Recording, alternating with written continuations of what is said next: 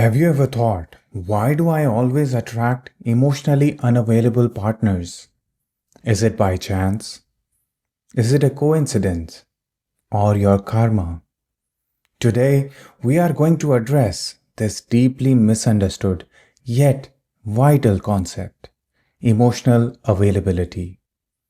Welcome to the Detachment Circle, where we dive deeper into mindfulness, detachment, and spiritual wisdom to help you live with clarity and peace. My name is Siddharth Das, your guide in this journey to self realization.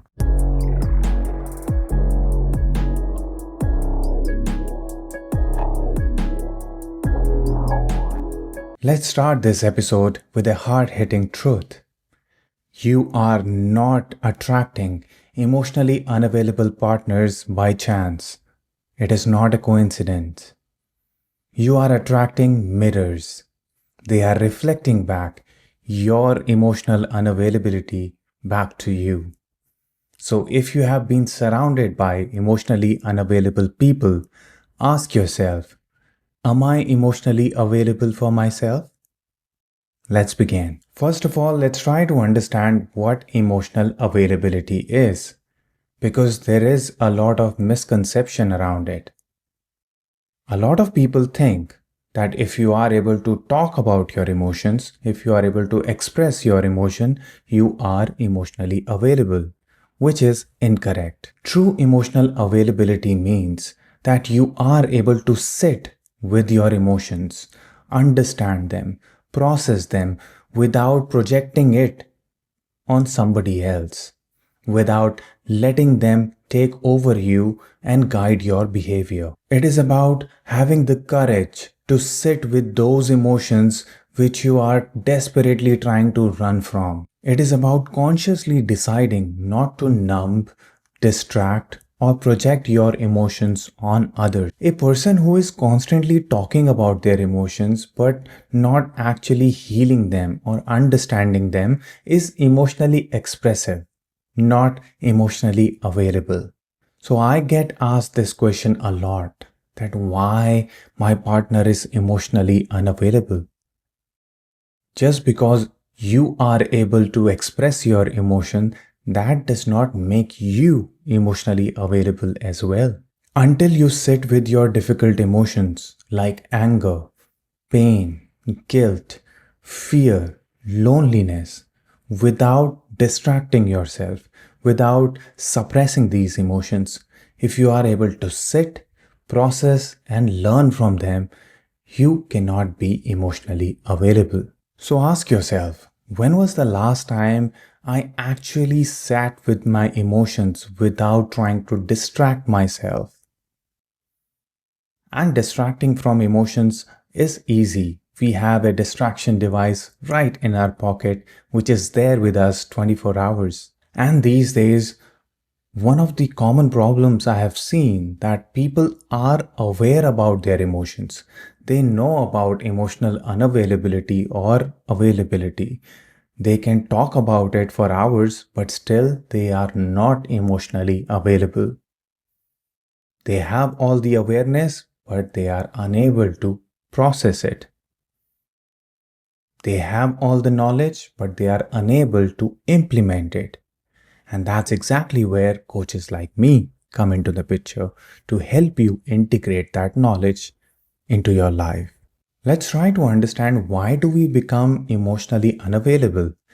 And the answer is deeply rooted in your childhood. Childhood emotional neglect, or CEN, teaches us to suppress our emotions, to invalidate them, to neglect them, and not feel them anymore. If your childhood home felt emotionally empty, unsafe, then your nervous system will learn one thing: feelings are dangerous.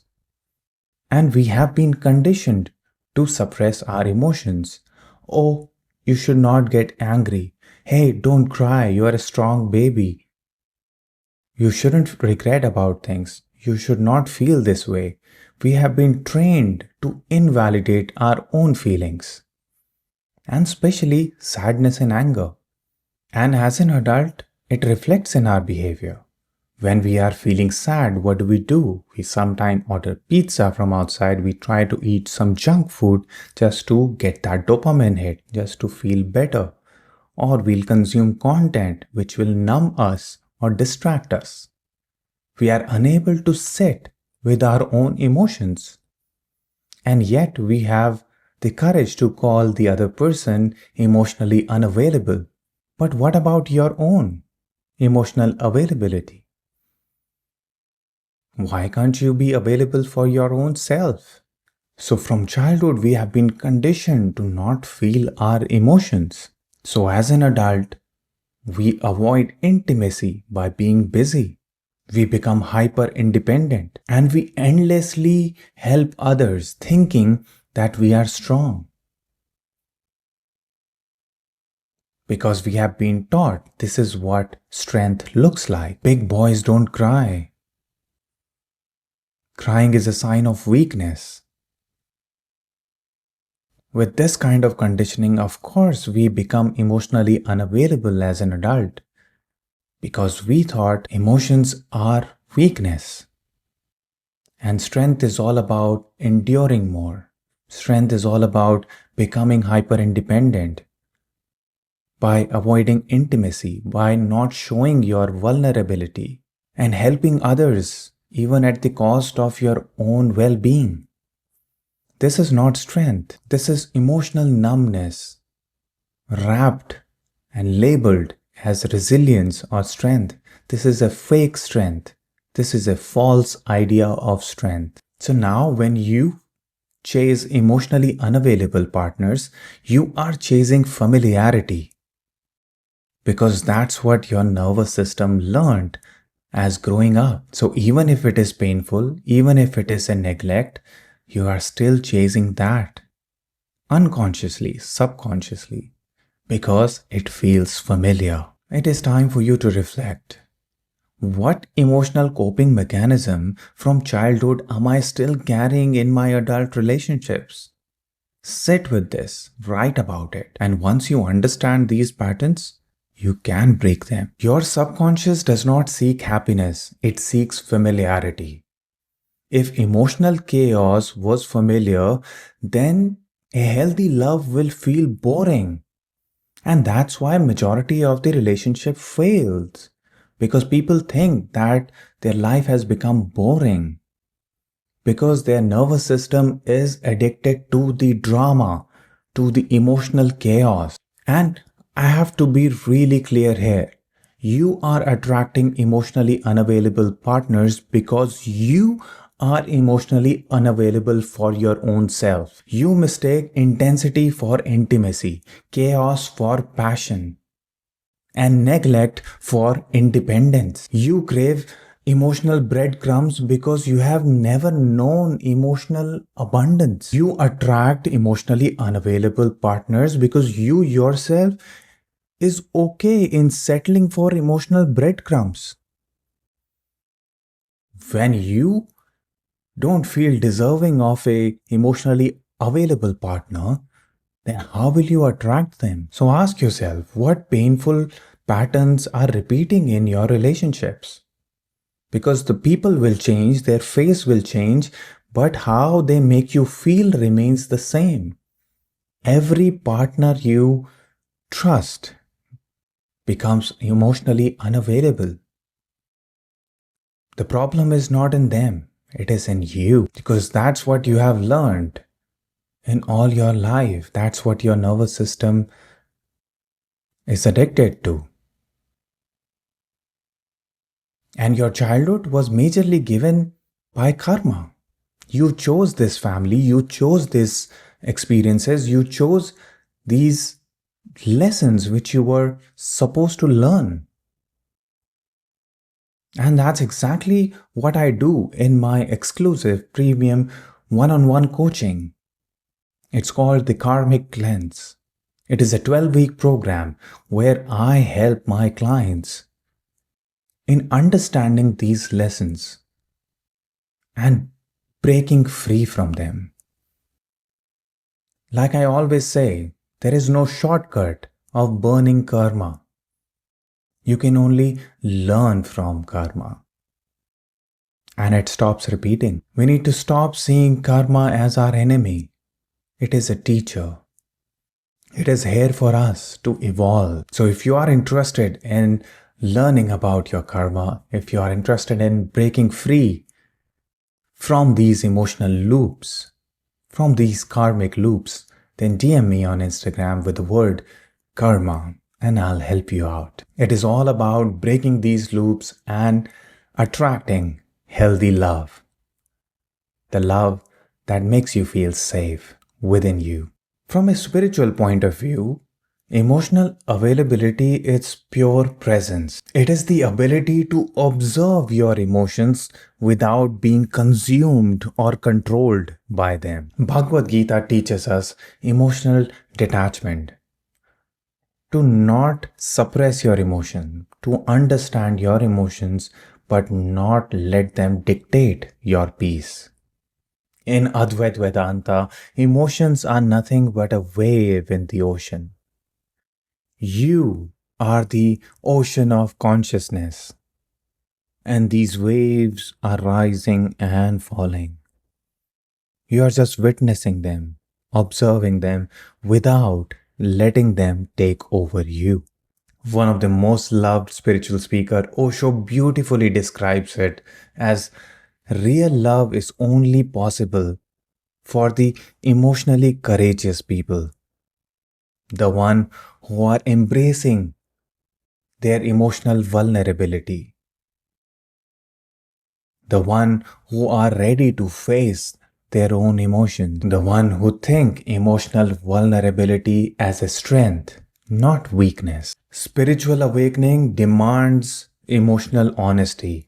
You cannot call yourself spiritually awake when you are emotionally asleep.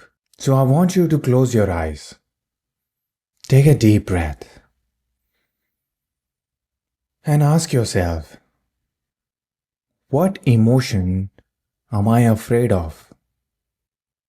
What emotion I always try to suppress?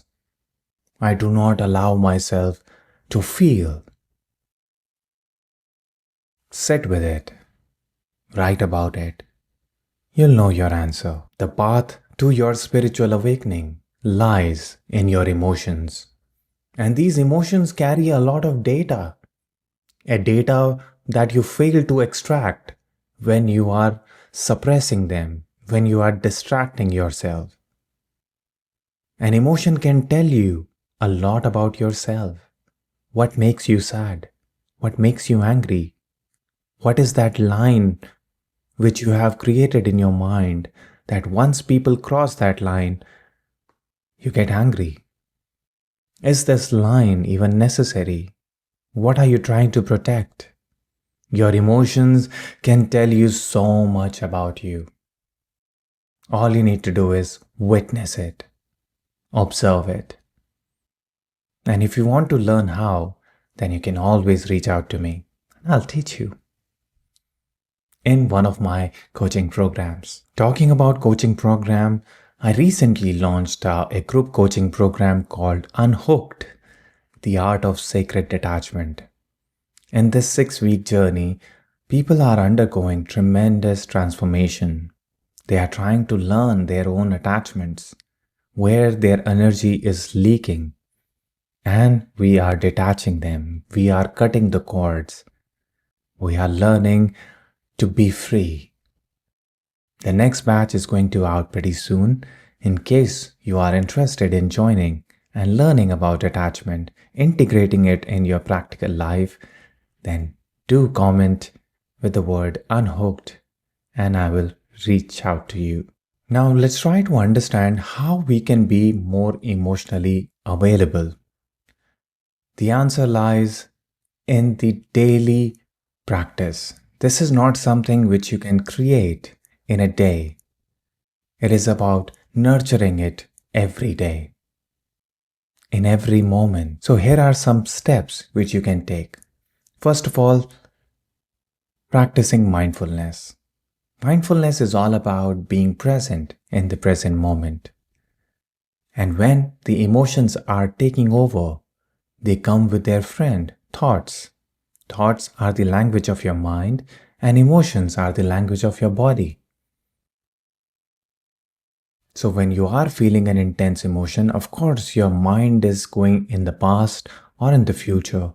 It is remembering a past event over and over again, or it is creating scenarios of the future. When your mind is caught between this past and future, of course, this emotion is only getting more intense. So intense that it takes over you. It is guiding your behavior.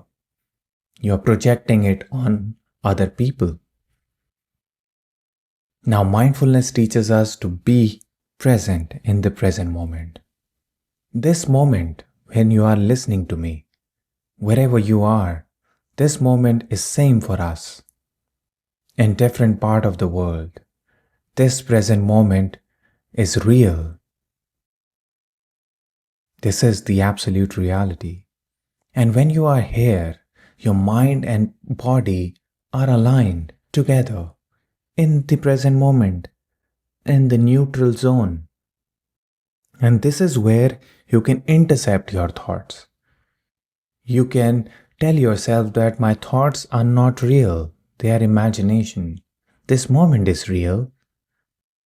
And when your mind and body are aligned, you can process this emotion. Instead of letting it take over you, you take a step back and allow it to be felt.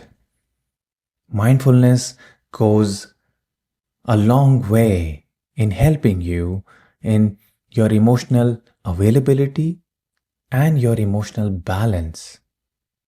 You can truly become emotionally strong if you practice mindfulness. You will not let other people trigger you or get a reaction out of you. Before you can react, you take a pause and you respond to that situation instead of reacting it. Apart from mindfulness, I highly recommend inner child healing. Since majority of your current traits, your nervous system is still wired to your childhood conditioning. So understanding your own emotions, understanding your own patterns from the childhood, understanding the trauma, you can find a lot of answers in your current behaviors. And from the root, you can heal yourself. And that's exactly what we do in the karmic cleanse. In one of the weeks, we address your childhood self. Because that person, that child, need to feel safe. That child has been waiting for a savior. That child has been waiting for someone to hold them. And through inner child healing, you do exactly that. So once again, if you feel like you need to break free from your own karmic loops, from your own past patterns, you can always join the Karmic Cleanse. It is a premium one-on-one coaching and it is invite based only.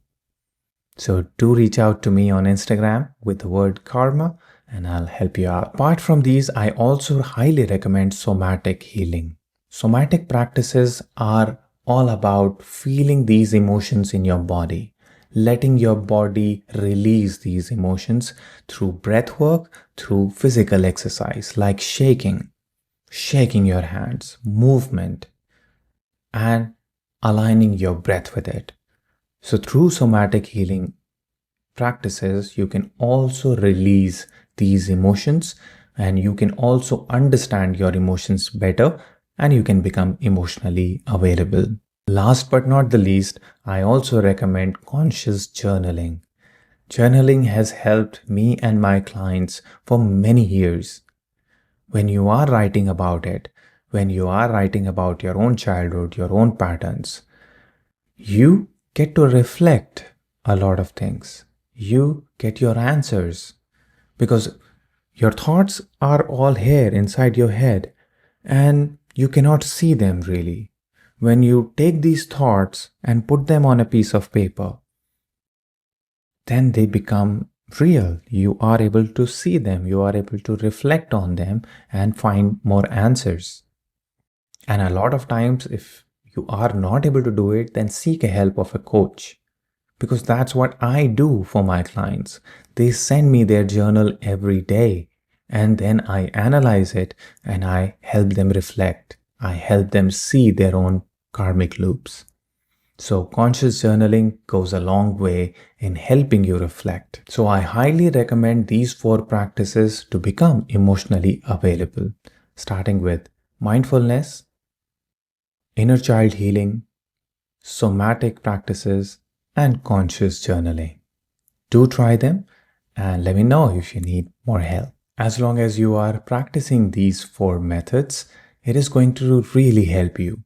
Because a lot of times you are thinking that once you get in a relationship, it will help you heal your emotional wounds, which is not correct and it is not fair for your partner as well. Only you can heal your emotional wounds. Nobody else can. So take this responsibility and start practicing emotional availability for your own self and then later for your partner. I want you to journal about this thing. What part of me am I still unwilling to explore or I am afraid of? Now let's try to address this one question which I've been asked a lot. What to do if you have emotionally unavailable people in your blood relations, in your family, in your own house? What can you do about it? First of all, just because you have blood relations with these people, just because they are your family, this does not mean that they have infinite access to your emotional energy. You still need to set boundaries even with your own family. And these boundaries does not need to be physical. They need to be energetic. You need to protect your own emotional well-being. You need to protect your own emotional energy. You can love someone and you love them unconditionally. But unconditional love does not mean infinite access to your emotional energy. They cannot just drain you and treat you however they can. So even if you are unable to set physical boundaries, you need to learn how to set energetic boundaries. And that's exactly what I am teaching in my group program, Unhooked, the Art of Sacred Detachment. A lot of the participants want to detach from their own family member because those people have been draining their energy. And that's what we are learning. And this does not mean that you will stop loving them. It's just that you are loving yourself a little more. And this does not make you selfish. And being related does not mean that they can drain your emotional energy. Remember, your soul has a purpose. It has come here for a reason. So you need to think about your soul. When you are draining yourself emotionally because of other people, by pleasing them, by overgiving, and by just expecting way too much from them, you are draining your own energy. So here we would want to set boundaries. And boundaries are not cold, they are compassionate. Compassionate to your own self and to your own soul. At the same time, this does not mean that you be disrespectful to others. You still need to respect them, but you are loving yourself a little more. So ask yourself, who in my family I allow to drain my energy completely and why? What am I trying to achieve from it? What expectations I have? What am I attached to? Sit with it. Write about it. It is time for some Q&A. In case you want to ask me a question, make sure that you follow me on Instagram and at the same time you're also joining my broadcast channel. I'm only taking questions from there, from that community. So the first question is, if someone only understands when I explain over and over again, is it emotional unavailability? Not necessarily. It may mean emotional immaturity, or they don't have the right education around emotions. True emotional unavailability would be when they are unwilling to acknowledge your emotions, when they are unable to empathize with you. But as long as they are able to do it after you telling them, then it is okay.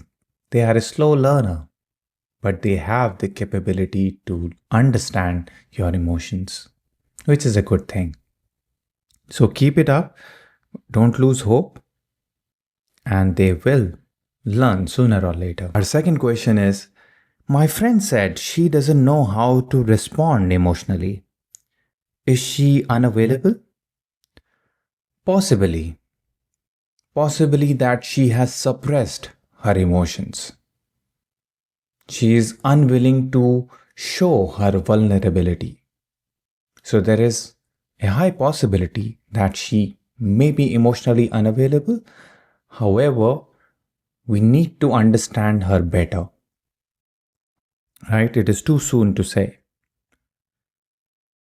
Our next question is, someone understands my vulnerability but does not support. Is this emotional unavailability? Awareness without action is emotional negligence. Real emotional availability is, of course, understanding combined with an action, with the support. So, yes, there are high chances that they are emotionally unavailable. Our next question is expecting emotional reciprocation rational? Absolutely. Every healthy relationship has a right balance of giving and receiving. Giving is all about masculine energy, and receiving is more feminine. So there has to be the right balance in both the partners. It is all about doing, or action is all about masculine, and receiving is all about surrender and being open. So, yes, emotional reciprocation is absolutely rational, and a healthy relationship will have a fair exchange of give and take. Next question, how to disconnect emotionally from closed but unavailable people? First of all, detach from the sense of peace that you have attached with them. Right now, your self worth is connected with them. They have the keys to your mood. They can decide how you feel. So, for this, I would highly recommend you to learn detachment. The next batch of Unhooked is going to be live pretty soon. Make sure that you are joining that. And I will teach you how to do exactly that so that you can become more emotionally free and independent. Let's take our next question. Is letting go of emotionally unavailable blood relatives okay? Yes, absolutely. If it means protecting your emotional health, then yes, these boundaries are necessary. Even with your blood relatives, even with your family, even with your loved ones, you still need to protect your emotional energy. Unconditional love does not mean unconditional tolerance. So, yeah, I highly recommend you do that. Let's take our last question. How do emotionally mature people handle others who deny their own emotions? By maintaining boundaries. Boundaries are essential for emotionally mature people. They are able to manage their emotions. They are able to handle their emotions by not suppressing them, by not projecting it on other people, but by managing them. Emotionally mature people love others from a distance. They are pouring in their own cup first. That would be all the questions which we'll be taking in today's episode. Rest of the questions I tried to address it in the different segments of this episode. So once again, remember, emotional availability does not mean that you find someone who can understand your emotional needs. It is about becoming that someone who can understand their own emotional needs, who can fulfill their own emotional needs. It is not about finding someone who can heal your wounds. It is about becoming someone who can understand their own wounds, who can heal their own wounds. Becoming someone who is no longer depending on others for their own completeness. Your relationships reflect your relationship with your own self. Your relationships are all a mirror. They are your karmic mirrors. And in order to break free, and in order to get that healthy love, you need to heal the root. And that's exactly what we do in the karmic cleanse. DM me the word karma in case you are interested in working on your karmic loops. When you are able to heal this root, when you are able to heal this inner emotional turmoil, you are able to attract healthy love effortlessly. If you like this episode, make sure that you hit that like button and share it with somebody who needs to hear this. So my quick advice, be emotionally available for your own self rather than expecting it from others. Until next time, stay free, stay aware, and stay true to yourself. You were listening to The Detachment Circle, and my name is Siddharth, your guide in this journey to self-realization.